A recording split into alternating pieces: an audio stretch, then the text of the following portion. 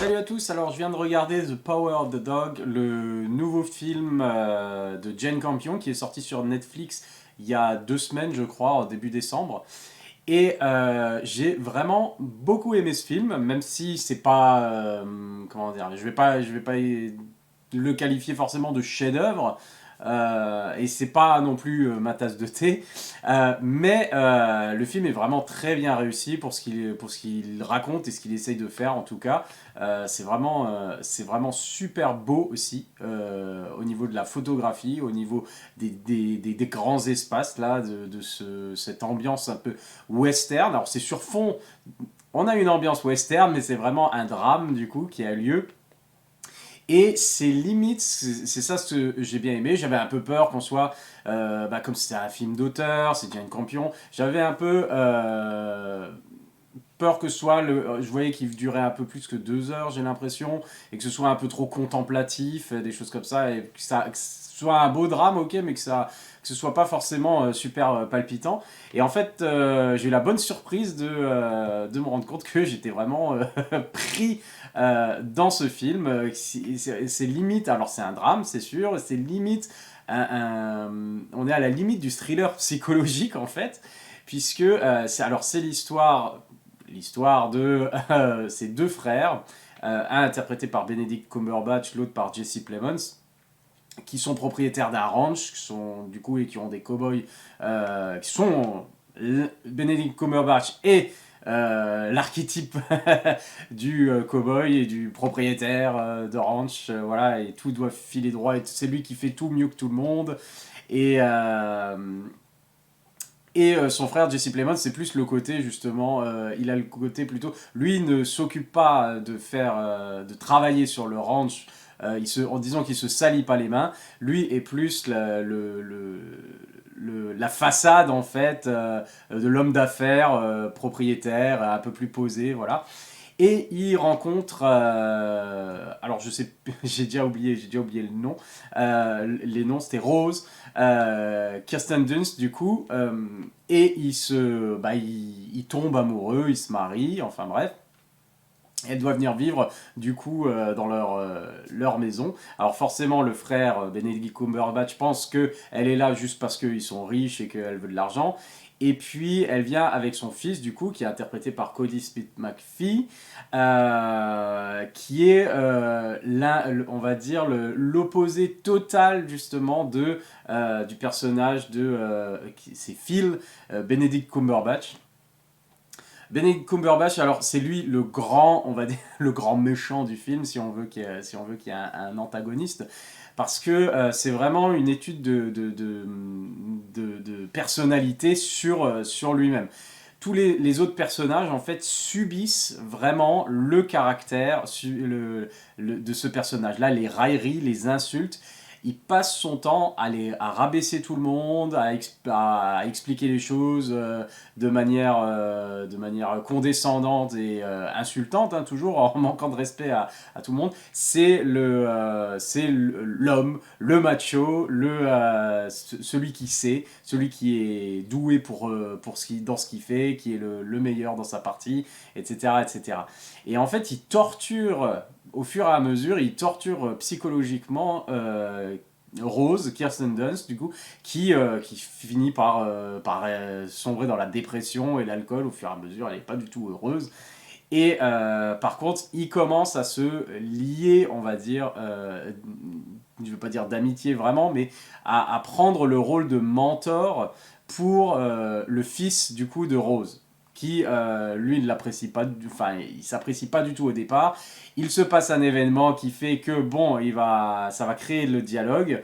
Et après, il va commencer à lui apprendre un peu les rouages, voilà, du travail au ranch. Et voilà, sans que forcément il se passe quelque chose. Et de terrible entre deux, mais on sent au fur et à mesure que le film avance que forcément il y a un drame va arriver. Et on a cette tension permanente en fait à chaque fois que Benedict Cumberbatch du coup qui livre une superbe interprétation de brute et de harceleur voilà, dans sa torture mentale et ses insultes et ses railleries toujours à rabaisser tout le monde. Il y a une scène qui est superbe avec Kirsten Dunst qui essaye et qui joue un peu du piano et du coup son époux espère que, enfin, lui demande de jouer, fait venir un super grand piano et puis il y a alors je sais plus, c'est le gouverneur qui passe, enfin une personne importante et les parents, les beaux-parents du coup qui arrivent et puis elle veut absolument pas, elle a la pression, une pression qu'elle voulait pas et qu'elle attendait pas d'impressionner en fait ces gens-là. Et du coup, elle s'entraîne pour jouer au piano. Et en fait, Benedict Cumberbatch, c'est vraiment une scène, c'est super violent, mais ça passe à travers des instruments de musique. Parce que lui joue du banjo. Et le banjo, on sait à quel point c'est intimidant et c'est dangereux quand on a vu Délivrance. Et du coup, là, c'est la même chose en fait. Lui il joue du banjo, il joue parfaitement, c'est un maître du banjo. Et lui va montrer qu'il sait jouer. Elle s'arrête toujours au même endroit, elle n'arrive pas à continuer à jouer, elle n'est pas assez douée pour ça. Il faut qu'elle s'entraîne, mais en fait, lui, il va l'enfoncer encore plus. Alors qu'elle s'entraîne seule à la maison, qu'elle espère être isolée, lui, il va jouer du banjo pour la perturber, il va continuer l'air qu'elle ne sait pas jouer, pour lui montrer qui est le boss, qui est supérieur, et qu'elle, c'est moins que rien. Et ça, c'est du coup un exemple, voilà, mais qui représente un peu tout le film, de cette torture psychologique permanente que subit du coup le personnage de Kirsten Dunst, son fils également, qui est du coup l'antithèse vraiment, puisque un peu il est plus côté artistique et plus intellectuel, et il est tout mince, il est grand, il est tout mince, il sait pas travailler avec ses mains ou des choses comme ça. Donc et puis voilà, c'est quelqu'un qui est gentil, qui est doux, qui est vraiment à l'écoute voilà, des soucis de sa mère, etc. etc.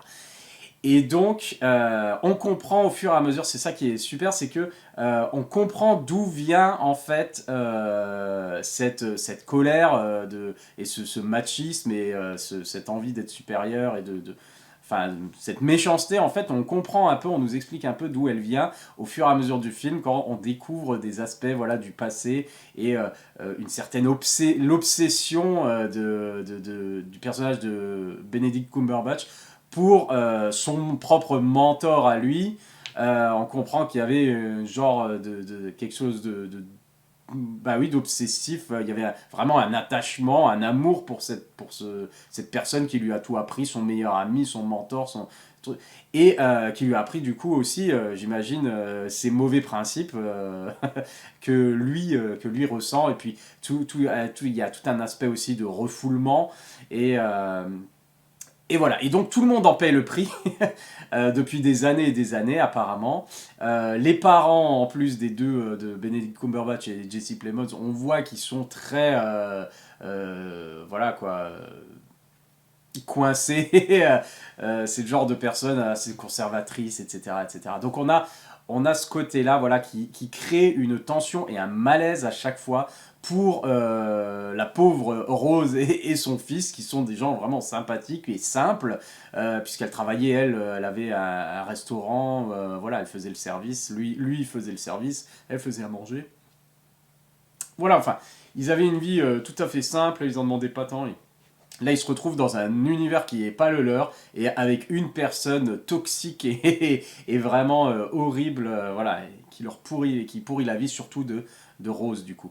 Et donc, la relation qu'il va entretenir avec le fils, finalement, avec Cody Smith McPhee, va être très intéressante et très éclairante par rapport à pourquoi il est comme ça, et comment, éventuellement, on peut, euh, on peut le comprendre éventuellement, des fois.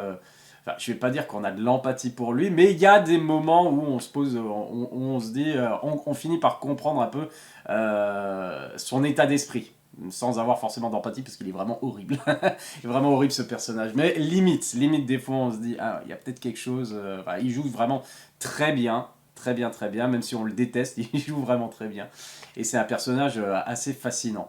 Et du coup, il y a tout un. Alors, c'est une histoire qui est pas des plus originales, on va dire, mais la manière dont c'est réalisé, c'est vraiment super. On a des superbes images, on a des superbes performances d'acteurs, et beaucoup, du coup, bah, forcément, c'est des scènes et des plans, et voilà, une mise en scène qu'on peut étudier, qu'on peut décrypter. Il y a beaucoup de symboles et de parallèles, d'éléments annonciateurs de ce qui va venir ou de ce qui a eu. Voilà. Si on peut le regarder simplement comme un simple drame, ou alors on peut le regarder euh, en chopant les petits indices qui sont parsemés. Et finalement, je ne vais pas dire que c'est pas négatif quand je vais dire que le film est un peu prévisible. Parce qu'en fait, Jane Campion place différents indices visuels ou thématiques à différents endroits, justement, pour qu'on devine plus ou moins dans quelle direction le film se dirige. Si on ne fait pas attention, on ne réfléchit pas plus que ça, on pourrait être peut-être un peu étonné par des éléments qui vont se passer, mais c'est assez, je veux dire, évocateur. Le symbolisme n'est pas si implicite que ça, et tout est très bien amené. Très bien, du coup, voilà, c'est ce que, c'est ce que je voulais dire au niveau de la composition, au niveau du choix des plans, de la beauté des plans, mais aussi du symbolisme qui en découle. C'est vraiment très bien réalisé, et on passe vraiment du coup un bon moment, parce que le film, je crois qu'il fait, je vérifie rapidement sur la page où je suis, il fait un peu plus de 2 heures, je dirais, allez, 2 heures point, sans le générique. Et pourtant, je me suis vraiment pas ennuyé. C'est parce que voilà, les performances d'acteurs sont telles que la tension est telle que on lâche pas, quoi. Et on a beaucoup d'empathie du coup pour tous les autres personnages qui subissent, et du coup on est vraiment à fond dedans.